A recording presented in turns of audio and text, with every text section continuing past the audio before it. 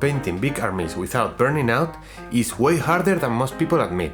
4 months ago I started this orc army, and somehow since then I've painted over 1,500 points, more than 70 miniatures, vehicles, characters, tons of kit bashing and conversions, freehands, and way too many orc boys. All while working a full-time job, making YouTube videos, painting for other projects, and managing to have an actual life outside the hobby. And after months working on this army, I think I figured out something important. Being able to finish your army has very little to do with speed painting techniques. It's mostly about having fun and avoiding burnout.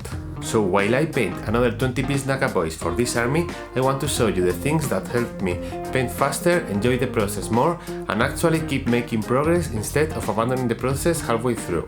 We've got our models primed and we're starting an all-over coat of reddish brown. This color is going to do a lot of work for us later. It creates instant shadows, ties the bases together, and gives the whole unit a consistent atmosphere from the beginning. This is actually the first army I've taken this far. Since coming back into the hobby, I've jumped from project to project. 4 spearhead boxes, some extra Skaven, a few leaks of bot and units, then something else, then another cool idea, always telling myself this is going to be the big army. But it never was. A few months later I would get distracted by something new. But these orcs are different. I am super motivated to keep going. I can't wait for the 11th edition releases to fully complete my first 2k points list. For these Beast Snaggas, we're using a variation of a slab chop, but instead of black and white, we're using warm brown reds and yellows. That's why I'm dry brushing everything right now, focusing mostly on the clothes, fur and organic details, and intentionally avoiding the skin and the weapons. And that decision leads directly into the biggest lesson I've learned so far. Not everything deserves the same effort.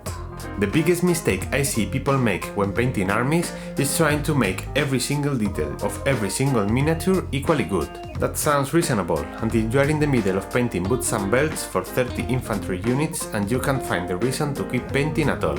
Not every part of a miniature deserves the same amount of effort. Instead, identify the parts that people notice, the parts that you care about, and spend most of your hobby time there. For my orc army, that's the skin. Every orc of my army gets the full premium skincare treatment. Shadow color, mid-tone, highlights, more highlights, maybe another highlight if I'm feeling fancy, because that's the first thing I noticed when I put my army on the table. It's also one of the reasons I started an orc army in the first place. If I rushed through the skin just to save time, I'd be removing the most enjoyable part of the project. And then I'd wonder, why don't I feel like painting today?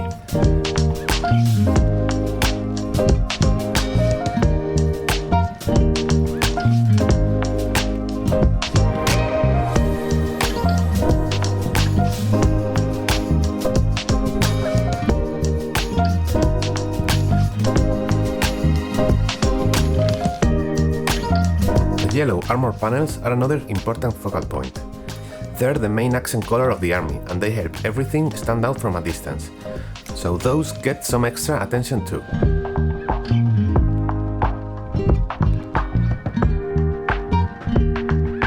After the base coat, I'm adding battle damage with a sponge and dark brown.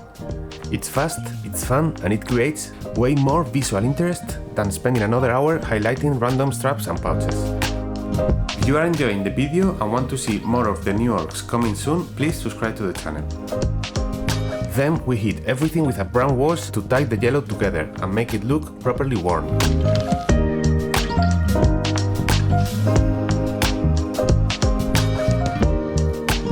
Now we're moving into all the secondary details.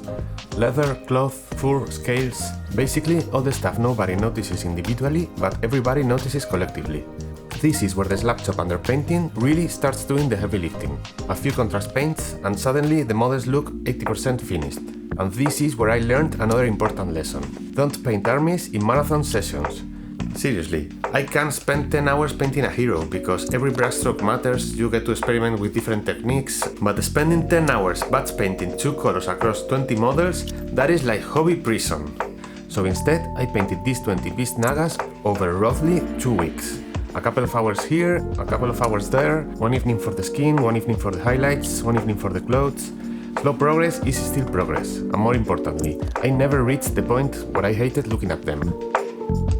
Here I wanted these two units to feel slightly different. One has darker fur and blue scales, and the other one has brown fur and green scales.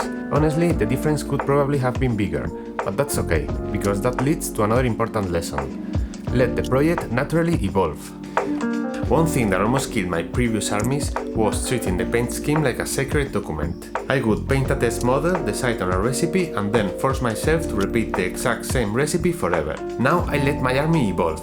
If a color stops feeling right, I change it. If a later unit feels better with a different color, I change it again. If I learn a new technique halfway through the army, I use it. For example, in this army I started doing all the plates in yellow, but after painting a couple units, I felt like doing some black hazard stripes to spice it up a little. That was cool, but someday I decided to try some black and yellow checkered patterns too, and I loved it, so I also tried black and white ones. For these 20 Beast Snagga Boyz, I wanted to do them quickly, so I returned to the basic yellow with no freehands, and I felt zero guilt while doing it. Nobody is going to put all your infantry in a line and check whether every pouch was painted with exactly the same recipe. What they will notice is whether the army looks alive, whether it feels interesting, like a project that grew over time. At this point we are painting teeth and eyes. The face is always worth spending a little extra time on. Humans naturally look at faces first, so even on infantry models, that effort pays off. Metallics are different. I really think they are an important part of these orcs, but I don't particularly enjoy painting them. This leads to my final advice, and maybe the most important one of the entire video. Focus on the fun parts. Okay, so you want to have cool looking minis, but if you try to paint them while doing things you don't actually enjoy, you will eventually stop painting them. So you better find a process you have fun with, even if it's not the one you saw looking cool on Instagram. So for my orc guns and weapons, I developed a process that's quick, effective, and most importantly, fun. Starting with the brown base coat, we add these two orangey dry pigments. This will make everything look super rusty in a matter of minutes. Then we dry brush metallics over the top.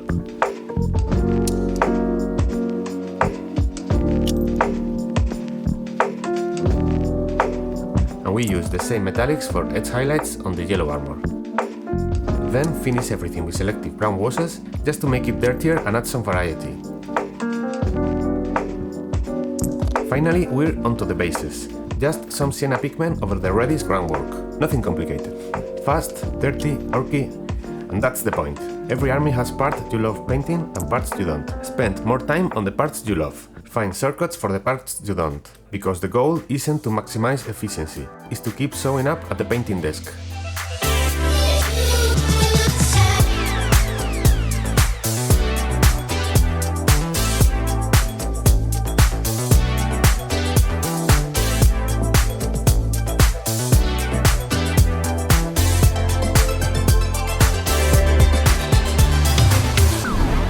So these are the 4 ideas we've covered in this video, but honestly I think they're all saying the same thing. Design your painting process around motivation, not efficiency.